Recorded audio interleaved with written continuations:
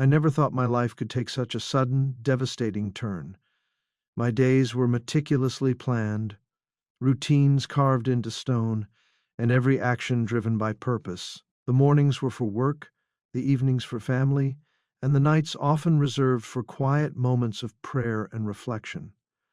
My name is Andrew, and up until that moment, I believed I had life under control.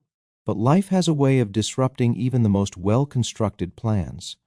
For weeks, I'd been feeling off. At first, I brushed it aside, blaming the fatigue on stress. Deadlines at work had become relentless, and I'd convinced myself that this heavy feeling in my chest was simply the weight of my responsibilities. I ignored the mounting signs, occasional shortness of breath, the odd pang of discomfort in my left arm, and the way my energy seemed to drain faster with every passing day. Just push through, I told myself. It's nothing. After all, a man like me didn't have the luxury of slowing down. My wife, Emily, expressed her concerns more than once. She noticed the subtle changes in me long before I did. "Andrew," she'd said one evening, worry etched on her face, "you're not yourself lately. You should see a doctor." I smiled and reassured her like I always did, patting her hand and promising that I'd be fine. That promise turned into a lie the night my world came crashing down. But life has a way of disrupting even the most well-constructed plans. For weeks, I'd been feeling off. At first, I brushed it aside, blaming the fatigue on stress. Deadlines at work had become relentless, and I'd convinced myself that this heavy feeling in my chest was simply the weight of my responsibilities. I ignored the mounting signs, occasional shortness of breath, the odd pang of discomfort in my left arm, and the way my energy seemed to drain faster with every passing day. Just push through, I told myself. It's nothing. After all, a man like me didn't have the luxury of slowing down. My wife Emily expressed her concerns more than once. She noticed the subtle changes in me long before I did. "Andrew," she'd said one evening, worry etched on her face, "you're not yourself lately. You should see a doctor." I smiled and reassured her like I always did, patting her hand and promising that I'd be fine. That promise turned into a lie the night my world came crashing down. It began as an ordinary evening. Emily and I had just finished dinner. Her laughter still echoed in the kitchen as she washed the dishes, while I went upstairs to prepare for bed. The house was warm, cozy, safe, yet somewhere deep inside, a quiet storm was brewing. As I brushed my teeth, I felt it, a sudden, sharp pain in my chest. Not just a fleeting twinge, but something deeper, more urgent. The toothbrush slipped from my fingers and clattered into the sink. My hand instinctively clutched my chest as the pain radiated outward, wrapping around me like invisible chains. My arm tingled, and my breaths became shallow. "Stay calm," I whispered to myself. "It's probably nothing." But the tightness refused to relent. The room began to shift and blur, the walls seeming to close in on me. My legs, once strong, faltered beneath me. I stumbled out of the bathroom, gripping the doorframe for support, calling out faintly for Emily. But the words barely escaped my lips before my vision darkened. I collapsed onto the bedroom floor, hitting the cold wood with a dull thud. My heart thundered in my ears, then slowed, its rhythm faltering. I heard her voice, panicked, broken, calling my name. "Andrew, talk to me." Footsteps thundered up the stairs, and a moment later her hands were on me, shaking me, willing me to wake up. I tried to respond, to tell her I was okay, but no words came. My lips refused to move, my body refused to obey. And then, stillness. It's strange, the moments you remember before the world goes black. Emily's tear-streaked face, her desperate pleas, the faint warmth of her hand on my cheek, those memories stayed with me as the sensation of being tethered to my body slipped away. I expected nothingness, an eternal void, as I'd been taught all my life. Death, they said, was like a deep sleep, unconscious and dreamless. There was no heaven, no hell, just silence until the day of resurrection. But silence never came. What greeted me instead was an awareness, a vivid clarity I couldn't comprehend. I was still there, alive, but not alive in the way I'd known. The room, now bathed in the dim glow of our bedside lamp, looked different. The colors seemed muted, the edges blurred as though I were peering through a veil. I saw my body sprawled on the floor, unmoving. Emily was hovering over me, tears streaming down her face as she begged me to wake up. Her hands pressed against my chest, desperate, her voice trembling as she prayed under her breath. And yet, I felt no connection to the figure lying there. It was mine, but it wasn't me, not anymore. Panic should have gripped me in that moment, but instead, I felt a strange sense of detachment. My heart, or whatever was left of it, didn't race. My mind didn't spiral. If anything, I felt lighter, freer, as if the burdens and constraints I'd carried my entire life had evaporated. Is this death? I thought. The question hung in the air, unanswered. But then something shifted. The room began to darken, shadows pooling in the corners and stretching outward like tendrils. The air grew heavy, suffocating, pressing down on me from all sides. And then came the whispers, faint at first, like leaves rustling in the wind. They grew louder, more insistent, until they became a cacophony of overlapping voices. I couldn't understand the words, but their tone was unmistakable, angry, mocking, cold. Fear stabbed through me like an icy blade. I tried to move, to escape the oppressive weight that surrounded me, but I was powerless. I wasn't standing, wasn't walking. I was simply there, floating in some in-between state, caught in a liminal space between the physical and the unexplainable. The whispers transformed into a roar, a deafening symphony that drowned out even my own thoughts. And then I felt it, a pull, not physical but undeniable. A force dragging me downward toward a darkness so complete it seemed to consume the very air. I fought against it with every ounce of strength I had, but it was relentless. As I descended into that void, one thought consumed me. This isn't right. This isn't supposed to happen.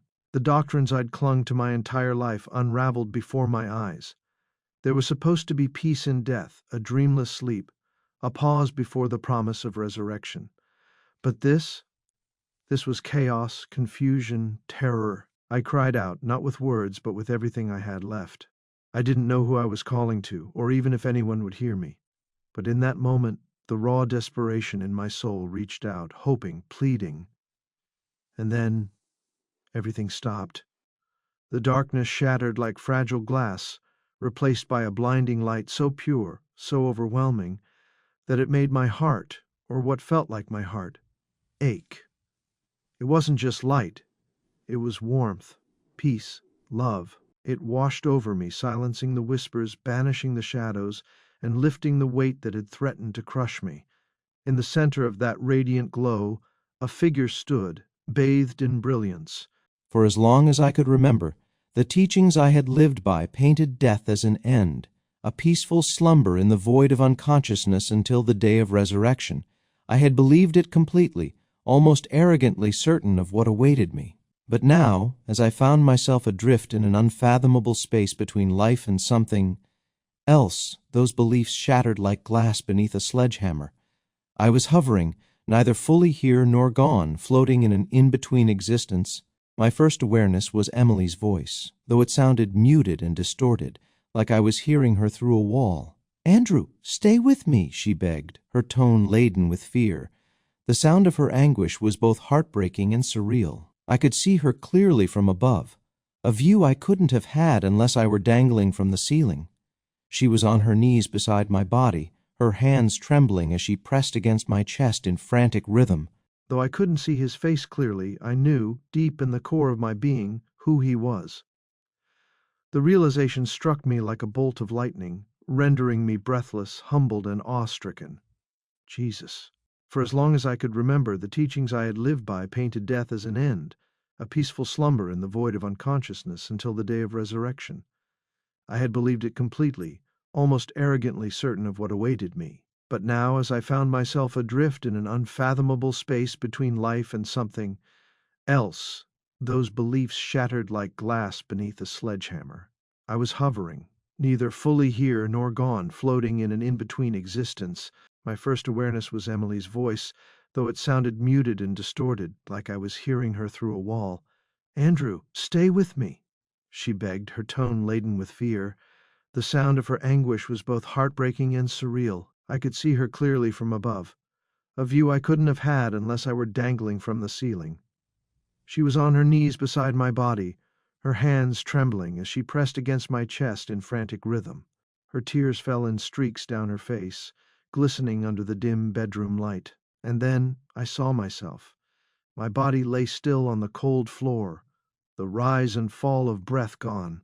I couldn't reconcile the image in front of me with the reality of how I felt, or rather, how I didn't feel. There was no weight tethering me, no pain gnawing at my chest as it had moments ago. What remained was a peculiar lightness, as though the shackles of existence itself had been cast off. The dissonance between what I saw and what I experienced unnerved me. Was I dead? Was this what it felt like to cease being? My logical mind wrestled with the impossibility of it. I had always believed in the finite nature of existence. Life ends, and we enter an unconscious void, awaiting a divine recall, nothing more. And yet, I was here, present, aware. Time lost its structure as I floated there. The minutes, or were they hours, felt like an eternity as I watched Emily struggle to keep me alive. The pain of seeing her despair clashed with the eerie calm I felt within myself. Was I supposed to do something? Could I? Then I became aware of a shift. At first it was subtle, more a feeling than a tangible change. The air seemed heavier, the edges of the room blurred, and shadows crept into the corners of my vision. Emily's voice grew more distant, drowned out by something else. Whispers, soft and fragmented like the rustling of leaves in a forgotten forest, but with a sinister undertone. I couldn't discern their words, yet their presence was unmistakably malevolent. Panic began to claw at the edges of my calm. I tried to move, to scream, to reach out to Emily, but it was as if my form had no substance. I wasn't bound by the laws of gravity or physics, and yet I felt trapped, encased in an unseen force that held me motionless. The whispers grew louder, morphing into a cacophony of overlapping voices. Each one seemed to echo with an otherworldly distortion, their collective tone cold and mocking. My surroundings shifted, the familiar walls of my bedroom melting into a void of infinite black. The light that had once defined my world seemed to fade, consumed by a darkness so absolute it felt alive. As fear began to take root, I felt something new, a pull. It wasn't physical in the traditional sense, but it was undeniable, as though the fabric of space itself had wrapped around me, dragging me downward into the black abyss. I struggled against it, but resistance was futile. Whatever force gripped me was far beyond my ability to combat. The descent into the unknown was slow yet unrelenting. The darkness pressed against me, suffocating in its weightlessness, and amidst it all, the whispers transformed into screams, angry, mournful, and tormenting. They spoke not to my ears but to my soul, each wordless cry igniting dread within me. This wasn't what I had been taught. This wasn't peaceful. This wasn't sleep. My beliefs unraveled with every passing moment, the certainties I had clung to slipping through my fingers like grains of sand. I had spent my life preaching doctrines with conviction, warning others to avoid the false teachings of a fiery hell, promising them peace in death if they adhered to our ways. But now, facing this infernal void, I realized how fragile those teachings truly were. In desperation, I cried out, not with words but with the very essence of my being. I didn't know who or what I was calling to.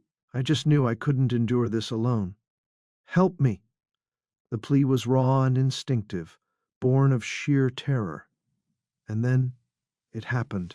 The darkness recoiled as a piercing light burst forth, its brilliance cutting through the void like the dawn breaking over a desolate night.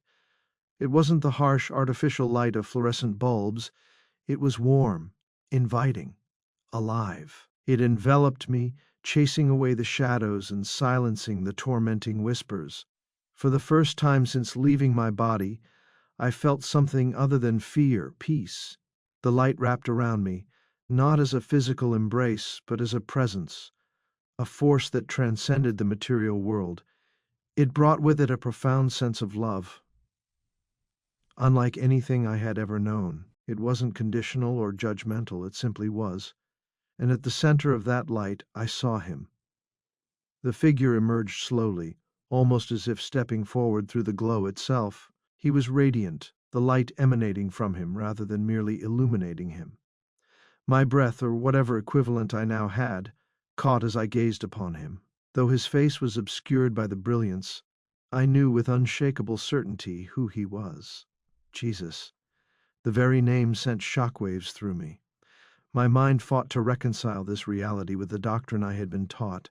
As a Jehovah's Witness, I had been raised to see Jesus as important but not divine, a mere mediator between us and Jehovah. We honored him but didn't worship him. And yet, as I stood, floated, in his presence, those teachings seemed laughably inadequate. This was no mere mediator. This was no ordinary figure. This was divinity incarnate. He didn't speak at first, but his presence conveyed more than words ever could. Love radiated from him, not the abstract kind often preached from pulpits, but a tangible force that reached into the very core of my being. It was overwhelming in its intensity, and yet it didn't crush me. Instead, it lifted me, filling the void within me that I hadn't even realized existed. When he finally spoke, his voice was both thunder and whisper, commanding yet gentle. "Andrew," he said, calling me by name. It wasn't just a sound, it was an invitation, a beckoning toward something far greater than I had ever known. "Do you know me?" The question struck me like a bolt of lightning. My entire existence had been defined by my faith, my commitment to spreading the truth as I had understood it. I had preached about Jesus, studied his life, taught others to follow his example. But now, standing in his presence, I realized the uncomfortable truth. I knew about him, but I didn't know him. The pull was relentless. It wasn't the kind of force I'd ever felt in my life. There was no physical tugging, no hands grabbing at me. Instead, it felt as though the very essence of my being, my soul, was caught in a riptide, dragged downward into a chasm of shadows. My mind reeled as I fought against it, unsure of where this force was taking me or why it felt so final. All I knew was that it wasn't a place I wanted to go. The whispers were the first sign that the descent had begun. They clung to the edges of the void, faint and indistinct at first, but growing louder with every passing moment. Angry, mocking, cold, their words blurred together in a maddening chorus of chaos, each syllable scraping against my mind. The voices seemed to come from everywhere and nowhere all at once, surrounding me in an invisible storm. And worse than the sound was the emotion they carried, a suffocating weight of hatred and despair that seeped into my very core. Tears streamed down my face, if I even still had a face in this form. The weight of that realization was crushing, yet liberating. For the first time in my existence, I understood the chasm that had always existed between my beliefs and the truth. Jesus stepped closer, the light around him pulsing with life. He extended his hand toward me, and in that moment every doubt, every fear, every question I had ever wrestled with seemed to melt away. "Come," he said simply. I hesitated, not out of fear, but out of unworthiness. How could I, who had spent my life following doctrines and men rather than seeking him, approach the very one I had overlooked? And yet his gaze held no condemnation, only understanding. With trembling resolve, I reached out. The pull was relentless. It wasn't the kind of force I'd ever felt in my life. There was no physical tugging, no hands grabbing at me. Instead, it felt as though the very essence of my being, my soul, was caught in a riptide, dragged downward into a chasm of shadows. My mind reeled as I fought against it, unsure of where this force was taking me or why it felt so final. All I knew was that it wasn't a place I wanted to go. The whispers were the first sign that the descent had begun. They clung to the edges of the void, faint and indistinct at first, but growing louder with every passing moment. Angry, mocking, cold, their words blurred together in a maddening chorus of chaos, each syllable scraping against my mind. The voices seemed to come from everywhere and nowhere all at once, surrounding me in an invisible storm. And worse than the sound was the emotion they carried, a suffocating weight of hatred and despair that seeped into my very core. I don't know what terrified me more, the descent itself or the realization that I couldn't stop it. I struggled to move, to resist, but my efforts were futile. The world as I knew it had dissolved into darkness, leaving me untethered and helpless. My body, if I even still had one, didn't respond. I wasn't standing or sitting or lying down. I simply existed, adrift in an endless black expanse that felt both infinite and suffocatingly close. The further I was pulled, the heavier the air around me became. Each breath, if you could call it that, felt labored, as though I were trying to inhale through a straw. My chest, or the sensation of it, tightened under the oppressive weight. And still, the whispers grew louder, their venomous tones slicing through the silence. "You don't belong here," one voice hissed, sharp and cutting. "You were warned," another growled, low and guttural. Each accusation sank into me like a dagger, their words resonating with fears and doubts I hadn't even realized I carried. It felt as though they were peeling back the layers of my soul, exposing every flaw, every failure, every sin I'd ever committed. The shadows around me seemed alive, writhing and shifting as though feeding off my fear. And then there were the faces. They appeared in flashes, brief glimpses that left impressions burned into my mind. Some were familiar, people I had crossed paths with during my life, an old neighbor, a colleague, a stranger I'd once preached to.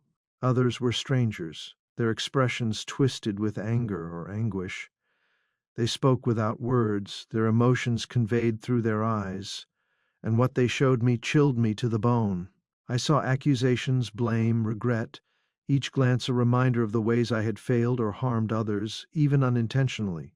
And then there were the faces of those I loved, their expressions twisted in ways that weren't real but felt deeply personal. Emily's tear-streaked face appeared before me, her lips moving in silent reproach. My parents followed, their faces etched with disappointment. "No," I whispered, or thought I did. "This isn't real. This can't be real." But the pull grew stronger, the descent steeper. I could feel the darkness closing in around me, pressing against me like a living, breathing entity. It wrapped itself around my form, coiling tighter and tighter until I thought I would be crushed beneath its weight. Panic surged within me, but there was nowhere to run, nowhere to hide. The further I fell, the less human I felt. The concept of time slipped away from me, leaving only the endless pull and the haunting whispers. Days, hours, minutes, they all blurred together into an unbroken stretch of torment. I was losing myself, my identity, my very sense of being. And yet, beneath the fear and despair, a flicker of defiance burned within me. "I don't belong here," I thought, clinging to the words as though they were a lifeline. "This isn't where I'm meant to be." The thought grew stronger, louder, until it drowned out the whispers, pushing back against the suffocating darkness. It wasn't much, but it was enough to ignite something within me, a spark of resistance, a refusal to surrender to the void. And then I saw it, a sliver of light. It was faint and distant, like the first star appearing in the night sky, but it was there. It pierced through the shadows, cutting a path through the darkness like a beacon of hope. The light wasn't cold or harsh. It was warm, soft, and inviting, a stark contrast to the overwhelming blackness surrounding me. I reached for it instinctively, though I wasn't sure how. My form, whatever it was, responded to the pull of the light, drawn toward it like a moth to a flame. The closer I got, the brighter it became, its radiance pushing back the shadows and silencing the whispers. And then, just as suddenly as the descent had begun, everything stopped. The pull vanished, the whispers silenced, and the darkness recoiled. I floated in an endless, quiet limbo, suspended in darkness that seemed to stretch on for eternity, when without any warning, that darkness was split by a searing, brilliant light. It burst forth like a tidal wave, so intense that for a moment I couldn't even see my own outstretched hands. The brilliant glow radiated from everywhere and nowhere at once, enveloping me completely, and with it came an overwhelming sense of warmth and clarity. At first the shock of the light forced my entire being to freeze I felt as though every corner of my soul was being bathed in its pure energy. Unlike the oppressive weight of the descent that had tormented me moments before, this light was delicate yet all-encompassing. There was nothing harsh or cold about it. Instead, it whispered promises of hope and renewal. I felt a magnetic pull driving me toward its source, the pulling of a loving embrace that beckoned me away from the darkness that had nearly swallowed me whole. I was suspended in a void, caught between the fading remnants of the shadows and the blinding warmth of the light. And then I felt it, a presence. It wasn't just something I saw or heard, it was something I felt in the very core of my being. It was overwhelming in its intensity, a mix of love, peace, and authority that left me breathless. The light seemed to swell, enveloping me in its embrace, and for the first time since the descent began, I felt safe. A voice, calm and steady, spoke from within the light. Andrew. The sound of my name sent shivers through me, a mix of awe and recognition. I turned toward the source of the voice, though I couldn't see its origin. The light pulsed gently, its warmth radiating outward, and I felt an overwhelming urge to fall to my knees. "Do not fear," the voice said, its tone filled with both strength and compassion. "You are not alone." Tears streamed down my face, if I even had a face. The weight of everything I had experienced, everything I had believed, crashed over me like a tidal wave. "I don't understand," I whispered. "Why am I here? What is happening to me?" The light grew brighter, and for a brief moment I thought I saw a figure within it, a silhouette bathed in radiance, its form indistinct but undeniably human. The presence was both familiar and otherworldly, and as I gazed upon it, an undeniable truth settled over me. I was in the presence of something divine. "You have much to learn," the voice said, its words resonating in my very soul. "But first, you must let go of what you thought you knew." The statement hung in the air, heavy with meaning. Let go? Let go of what? My beliefs, my doubts, my fears? I didn't know how to respond, didn't know if I could. But as the light continued to surround me, I felt a sense of peace unlike anything I had ever known. And then, with a final surge of warmth, the light began to fade, leaving me suspended once more in the quiet void. But this time, there was no fear, no despair. I wasn't alone. The presence lingered, a gentle reminder that even in the darkest moments there is light. And with that, the descent was over. I floated in an endless quiet limbo, suspended in darkness that seemed to stretch on for eternity, when without any warning, that darkness was split by a searing, brilliant light. It burst forth like a tidal wave, so intense that for a moment I couldn't even see my own outstretched hands. The brilliant glow radiated from everywhere and nowhere at once, enveloping me completely, and with it came an overwhelming sense of warmth and clarity. At first, the shock of the light forced my entire being to freeze. I felt as though every corner of my soul was being bathed in its pure energy. Unlike the oppressive weight of the descent that had tormented me moments before, this light was delicate yet all-encompassing. There was nothing harsh or cold about it. Instead, it whispered promises of hope and renewal. I felt a magnetic pull driving me toward its source, the pulling of a loving embrace that beckoned me away from the darkness that had nearly swallowed me whole. As I drifted closer, the overwhelming brightness gradually softened, allowing me to discern shapes and forms. Out of that radiant brilliance emerged a figure, resolute and serene. I recognized him immediately. It was Jesus. My heart pounded in a way I'd never experienced before. It was a mixture of awe, reverence, and even a tinge of disbelief. All of the fractured beliefs and half-understood truths that had guided my life up to this point began to unravel in the face of this undeniable presence. Standing before me, the figure radiated an intensity that made the entire light seem to shimmer with life. His eyes, gentle and full of compassion, penetrated the depths of my very being, as if they could see the entirety of my fears, my regrets, and every secret longing of my heart. In that moment, the harsh doctrines I had clung to, those that had once defined my existence, lost all their meaning. Here, in the midst of the blinding light, I was called to look beyond the rigid structures of my past understanding. I remember feeling as if I were simultaneously both fragile and invincible, exposed yet protected by the purity of the light. Every dark thought that had besieged me during the earlier descent was swept away by the radiance. I could feel an internal shift, a softening of the harsh edges of doubt and an opening of a space long sealed shut within my heart. In this space remorse and hope mingled, and I sensed that the weight of my former beliefs was falling away like tattered shrouds.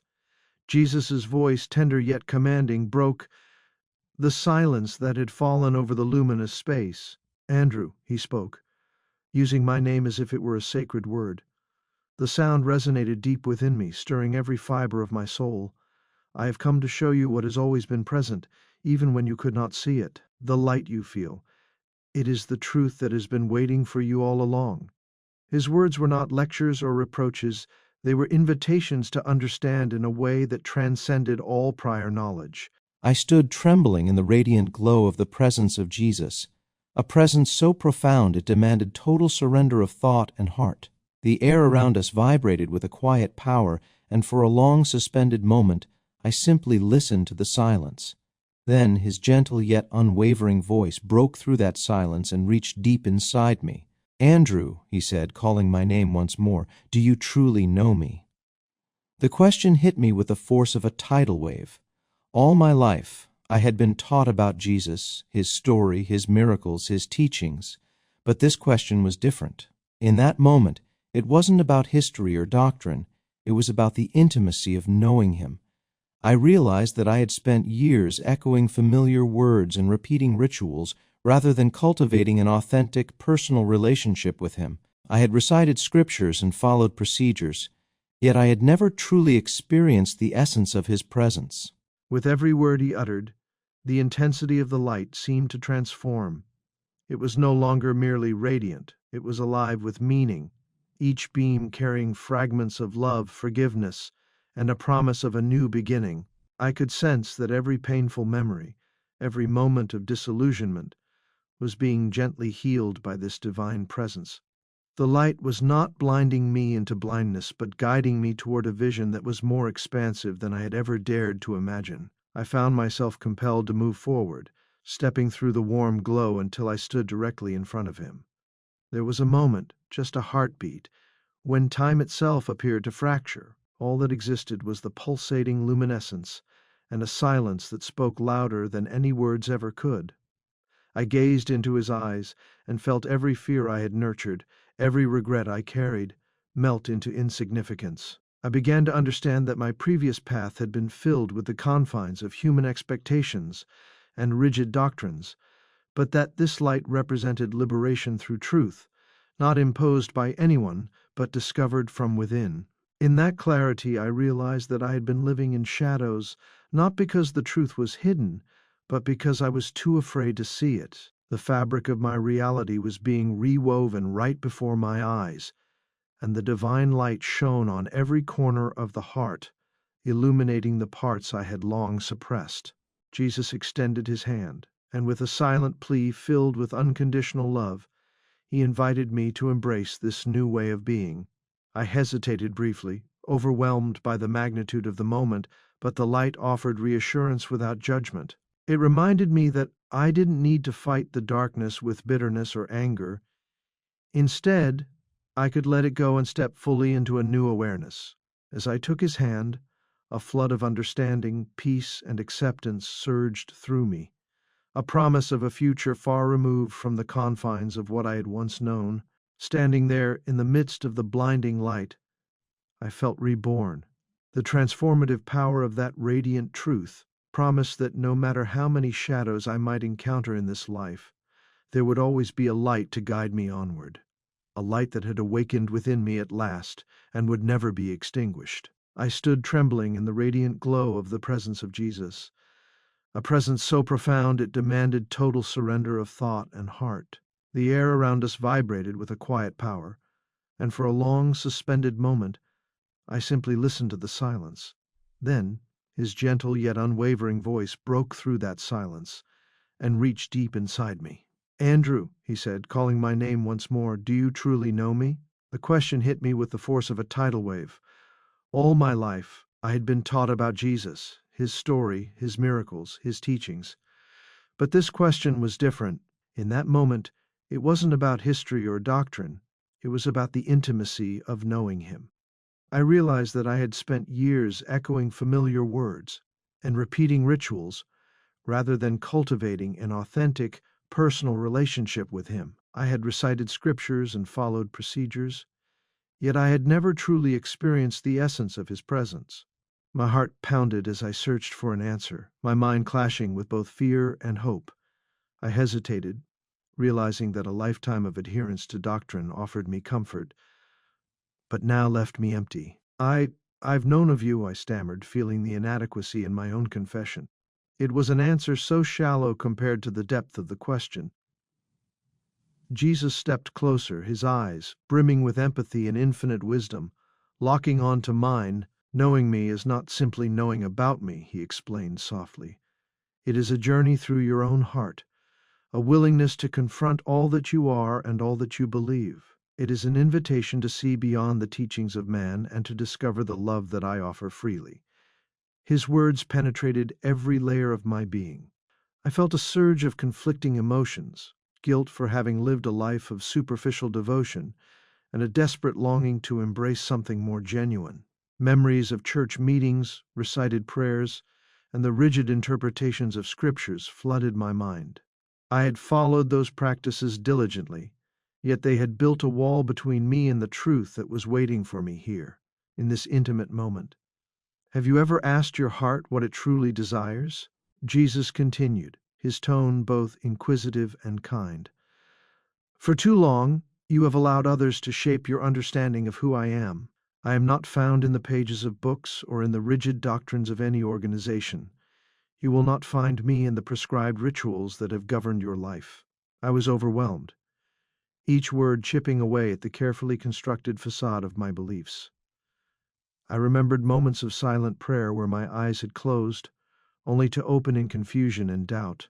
I recalled the times when I felt a silent, aching emptiness, despite outward appearances of righteousness.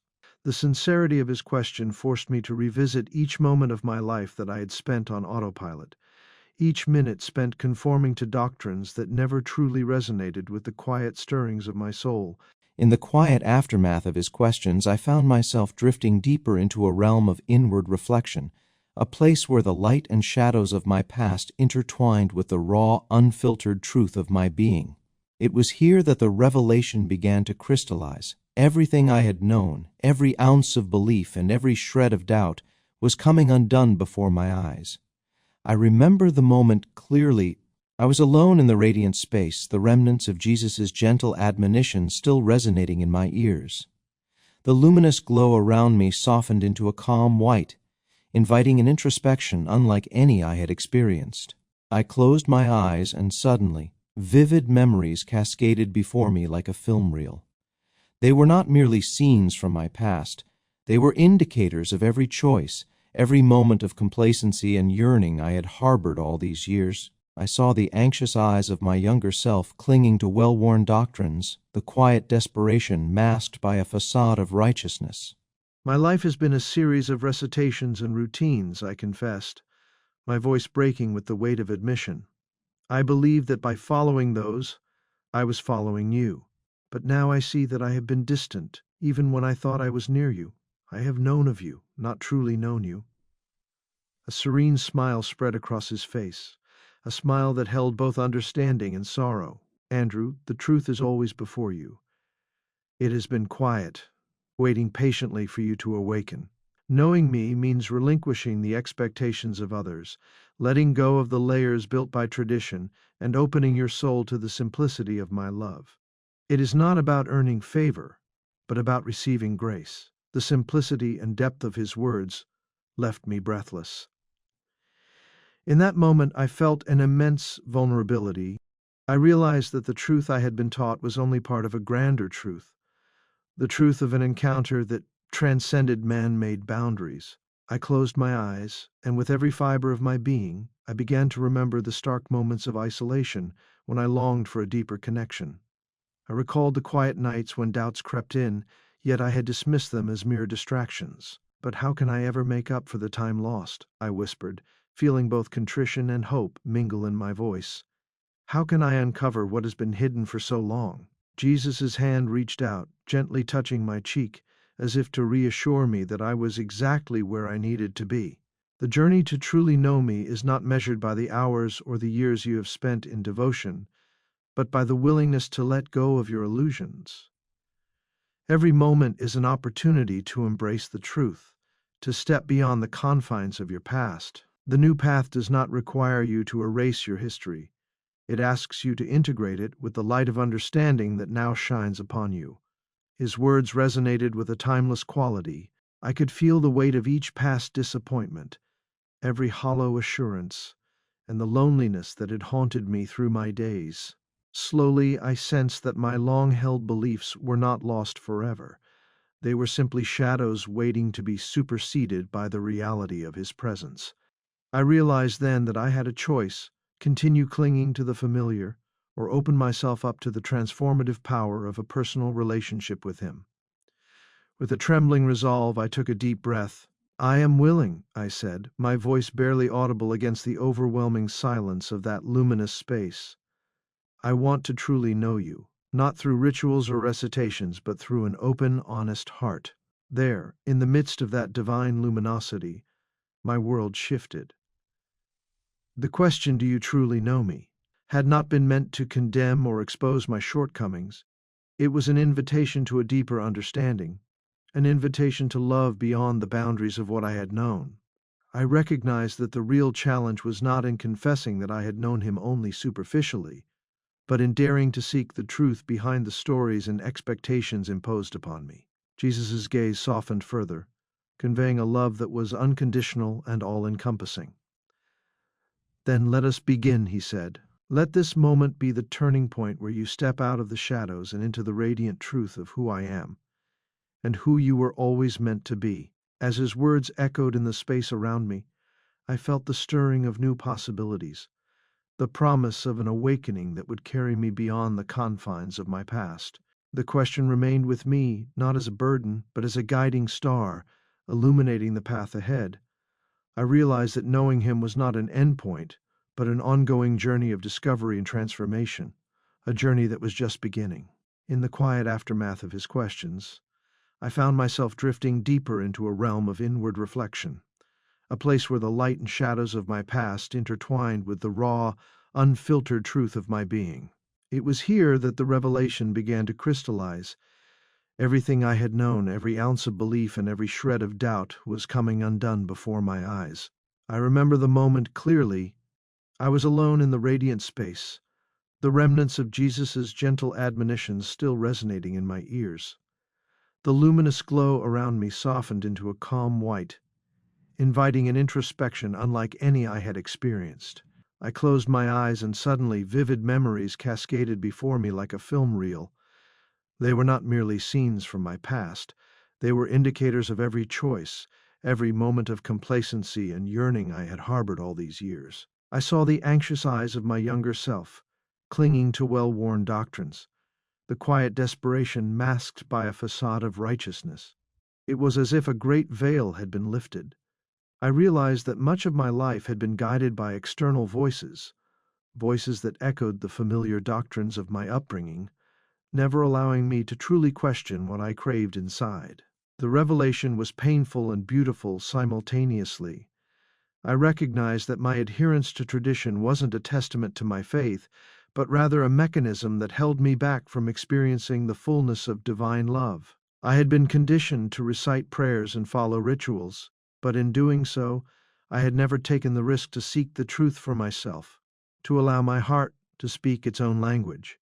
With my eyes still closed, images of all the moments I had ignored flooded in, times when doubt gnawed quietly at the corners of my mind, when a fleeting thought questioned the rigidity of my beliefs. These moments, previously locked away in the recesses of my memory, now pulsed with urgency. In the wake of everything I had witnessed, the brilliant light, the deep revelations, and the soul-shaking questions, my heart was laid bare before me. For the first time in my life, I truly faced the gravity of a choice that felt both inevitable and impossible. I stood at a crossroads, caught between the familiar doctrines of my past and the radiant truth that now beckoned me forward. The decision that lay before me was not simply about faith. It was about identity, relationships, and the courage to redefine my very existence. As I hovered in that profound space of introspection, the voices of my past and present collided in a turbulent chorus. I recalled the rigid comforts of my childhood faith, the warmth of my family gatherings, the certainty in the words of those I had admired and trusted. These memories, though filled with love, were also tainted with the dogma that had long confined me. I realized that I had been misled by comfort and certainty, never daring to truly embrace the vulnerability of genuine inquiry. In that painful clarity, I felt both sorrow for the wasted time and hope for the possibility of renewal.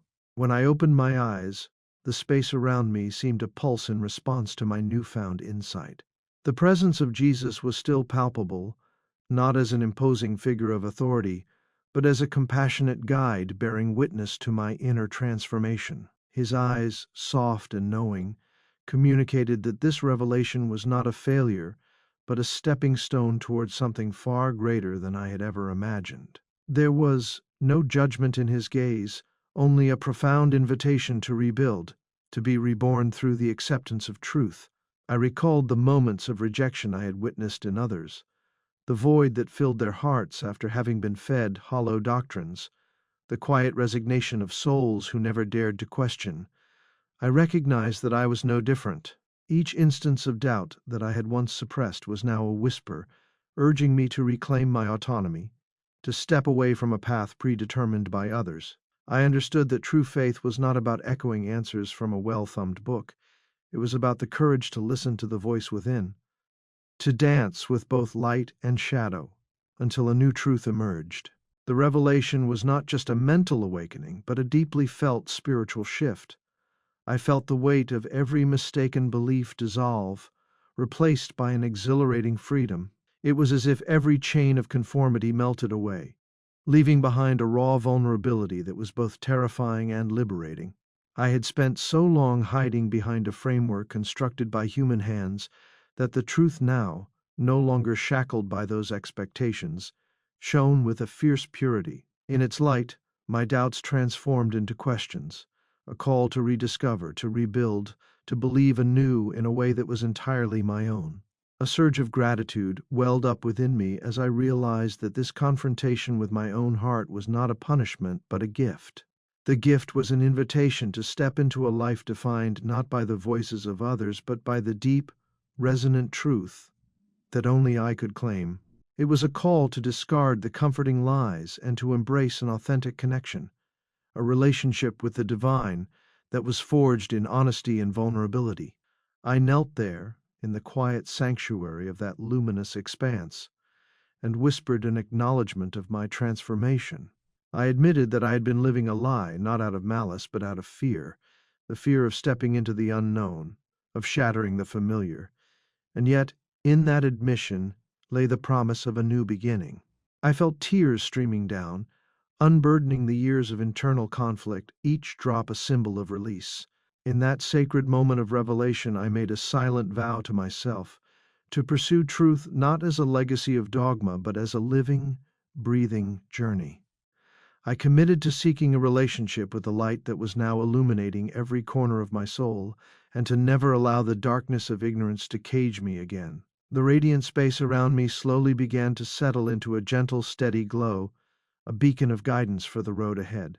I knew that the transformation I was undergoing was just the beginning, a prelude to a future rich with discovery and self-awareness. And as the divine presence lingered, I embraced the profound realization that the revelation was not the end of my journey, but the turning point from which everything would be reborn in truth.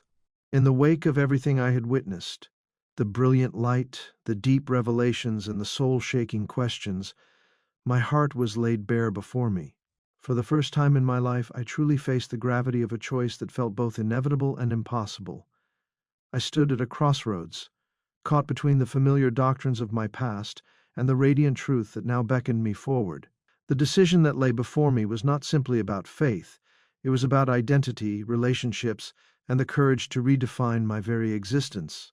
As I hovered in that profound space of introspection, the voices of my past and present collided in a turbulent chorus. I recalled the rigid comforts of my childhood faith, the warmth of my family gatherings, the certainty in the words of those I had admired and trusted. These memories, though filled with love, were also tainted with the dogma that had long confined me. In contrast, the glowing certainty of Jesus' presence ignited something entirely new, a promise of liberation and intimacy that transcended everything I had known. The decision was daunting. I realized that embracing this truth might lead me to betray the expectations of those who had shaped my entire life. I thought of my parents, my brother, and my friends from the congregation, people who had defined themselves through the doctrines they held dear. Their unwavering allegiance to a system that I now saw as limiting and in many ways hollow was something I would undoubtedly challenge. The thought of disappointing them, of facing rejection or even estrangement, filled me with a piercing ache of foreboding. Yet the alternative, continuing to live a life built on the brittle foundation of inherited beliefs, felt equally unbearable. In that moment, every fiber of my being urged me to make a radical choice, to step fully into the light, even if it meant severing the ties that had once offered me solace. I awoke to a world that seemed both familiar and utterly transformed. One moment, I had been suspended in that luminous, transcendent space. The next, I felt the searing pain of cold reality, the hospital room, the hum of machines, and the frantic voices of those around me. I realized with a mixture of shock and relief that I was back in my body, breathing, feeling every sensation as if for the very first time. The beeping of the heart monitor punctuated the surreal quiet of the room. As my eyes fluttered open, I encountered a haze of white light and a chorus of concerned murmurs. My wife, Emily, was at my side, clutching my hand as though afraid that it might vanish if she let go. The anguish in her eyes was matched only by the wonder of seeing me awake. I wanted and needed to tell her that everything had changed, that what I had experienced was beyond words. Yet when my tongue tried to form words, only gratitude and trembling emotion emerged. The road ahead promised isolation, heartache, and uncertainty, but it also carried the luminous possibility of embracing a truth that was authentically mine. I recalled the soft, steady cadence of Jesus' words, "The journey to truly know me is not measured by the hours you have spent in devotion, but by the willingness to let go of your illusions." Those words resonated deep within me, offering solace in the courage to confront the sacrifices inherent in such a decision. My mind raced through the implications. Meeting the divine face to face had stripped away layers of carefully constructed lies, and now the raw truth of my situation lay exposed. Could I rebuild my identity on this newfound honesty? Could I face the inevitable loss of familiarity and belonging for the promise of something far greater? The echoes of past doubts and regrets mingled with the warmth of the divine promise, creating a maelstrom of emotion that nearly overwhelmed me. I closed my eyes and allowed myself to dwell on the moments when I had silently yearned for a more profound connection, a yearning that had always been stifled by fear and reliance on the safety of tradition. In that stillness, clarity began to emerge. I realized that my life as I had known it was a mosaic of half-truths, carefully arranged rituals, and unspoken sorrow. No longer could I ignore the undeniable pull of genuine, heartfelt relationship with the divine. The familiar was comforting, yet it had confined me to a narrow path that left little room for growth or true understanding. With trembling resolve, I made the decision in that sacred space. I would follow the light. I would embrace the transformative love that Jesus offered, even if it meant challenging every aspect of the life I had known. I recognized that this transition would not be without pain, the loss of familial approval, the departure from a community that had defined my existence. But I firmly believed that the freedom of an authentic faith outweighed the security of a familiar cage. The power of this decision was not merely in the rejection of old beliefs, but in the acceptance of a more profound personal calling. I vowed to listen to my own heart rather than the echoes of institutions and inherited dictates. I would allow this luminous truth to reshape my worldview, and guide my every step, regardless of the cost. The decision was a leap into vulnerability, a surrendering of the false securities that had once held me back. And as daunting as it was, it felt like the only path to a life of genuine meaning. Even as these realizations settled into my soul, I faced fleeting moments of hesitation. The weight of anticipated loss pressed upon me, thoughts of shattered relationships, and the potential isolation ahead. Yet, amid the swirl of emotions, one persistent truth illuminated my mind. I could no longer live a half-life, tethered to the shadows of outdated doctrines. I had been given a rare opportunity to awaken, to live with authenticity, and to seek truth on my own terms. In that interplay of light and shadow, I whispered a promise to myself, a solemn oath to honor the divine grace I had received by stepping boldly into the unknown. The decision was made not out of anger or rebellion, but out of a heartfelt longing to reclaim my spiritual freedom. It was a decision rooted in love, the pure, all-encompassing love of a presence that had shown me what it truly meant to be seen and known. As I felt the warmth of that promise envelop me, my inner turmoil began to ease. The decision, though laden with uncertainty and risk, filled me with a quiet, resolute hope. I embraced the understanding that this was not the end of my journey, but the beginning of a profound transformation. With every beat of my heart, I committed to living out this truth, come what may. Thus, in the luminous silence that followed, I took the first step on a new path. I stepped away from the shadows of my former life, driven by the resolve to fully embrace the radiant, transformative love that had awakened within me. The decision was made. My heart had chosen the light, even if it meant leaving behind all that was once familiar. I awoke to a world that seemed both familiar and utterly transformed.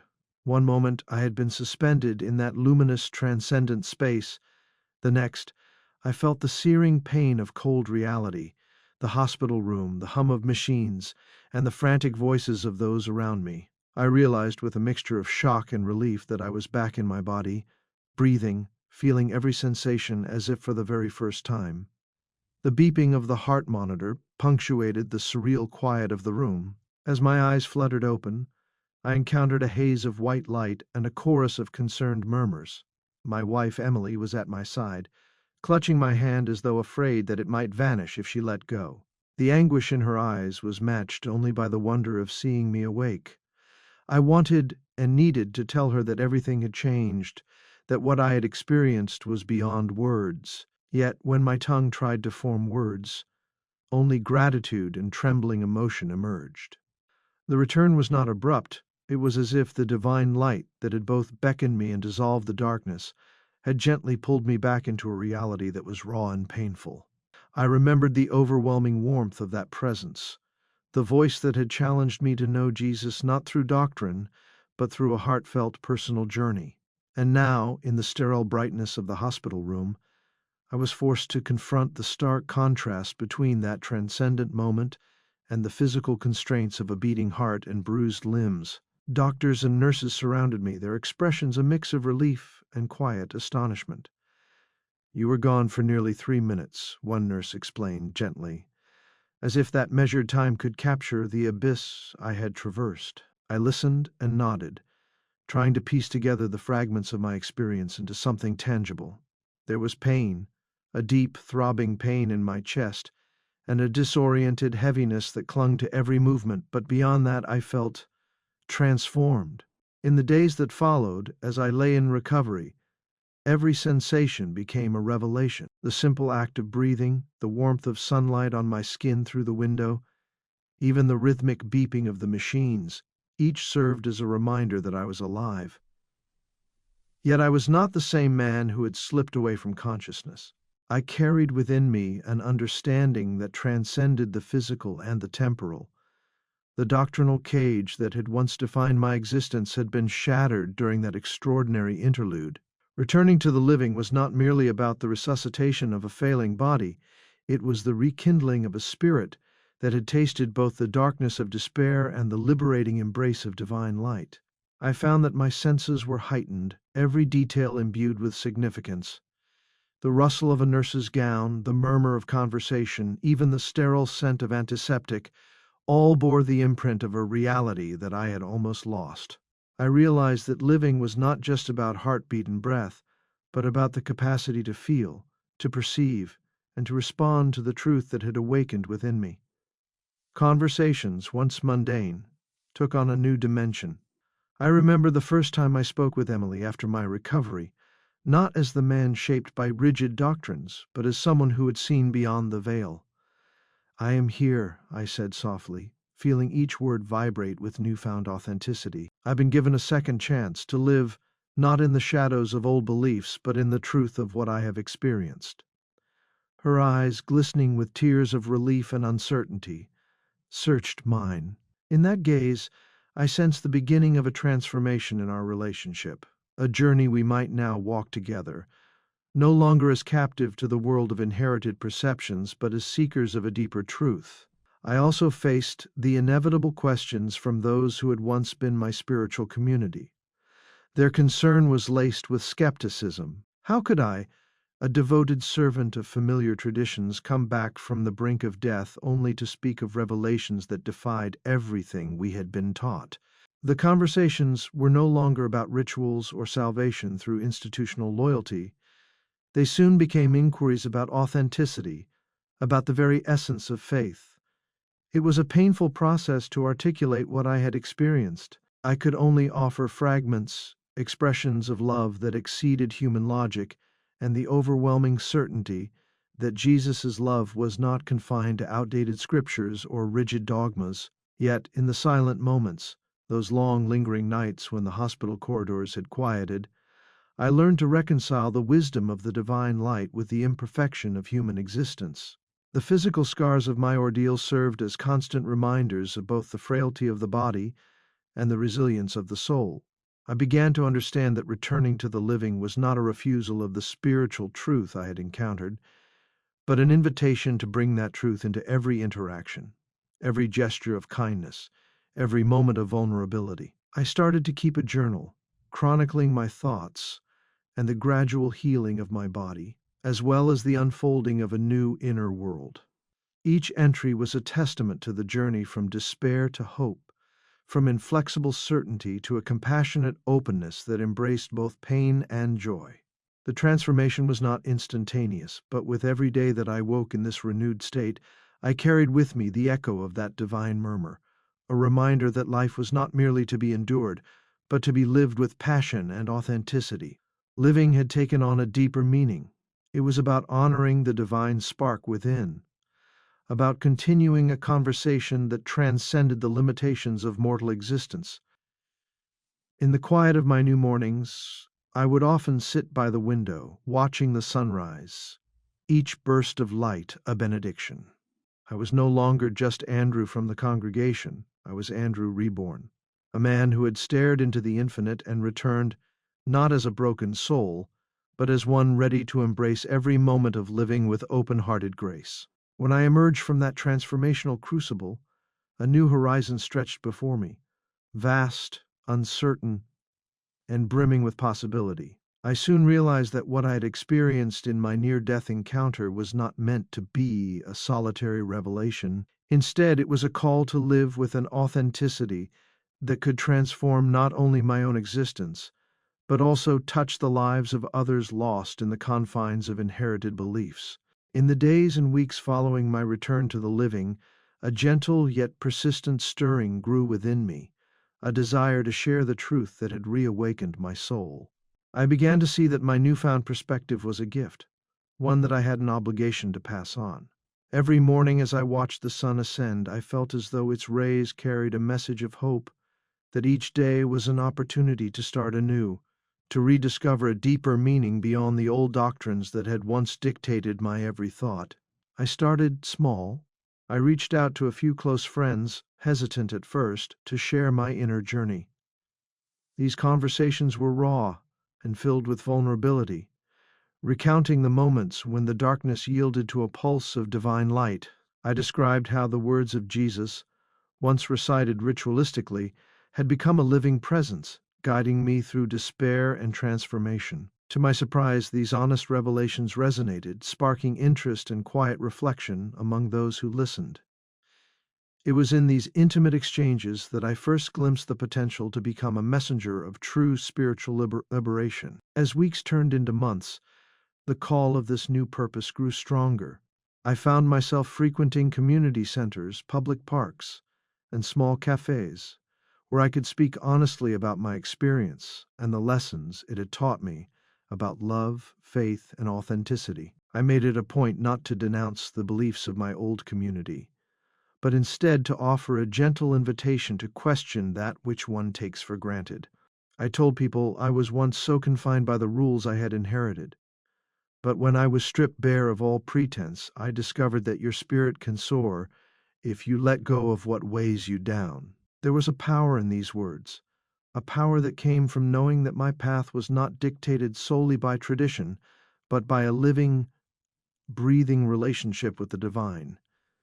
In time, I decided to document my journey. I began to write extensively in a journal that soon grew into a series of reflections and essays about transformation, love, and spiritual freedom. Each page was a testament to the trials I had endured and the light that had been bestowed upon me. I shared these writings online in humble posts, hoping that my struggles and revelations might offer comfort to others battling the chains of dogma. The response was unexpectedly profound. Messages of gratitude, personal testimonials of similar awakening, and calls for dialogue that enriched my understanding of what it truly meant to live authentically.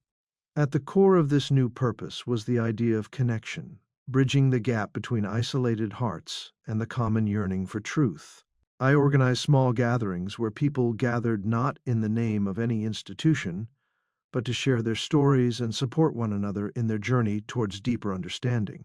There was something magical about witnessing individuals stripped of pretense, united by their openness to explore the mysteries of love and existence. These gatherings were not preachings or lectures, they were conversations, a communal sharing of the human condition in its raw, unedited form.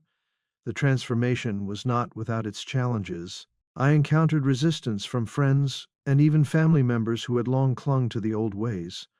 Some called me an apostate, others accused me of being naive or frightened by the vast unknown. Yet, even in the face of rejection, I found solace in the knowledge that every step taken toward truth was a victory, no matter how solitary it appeared at first.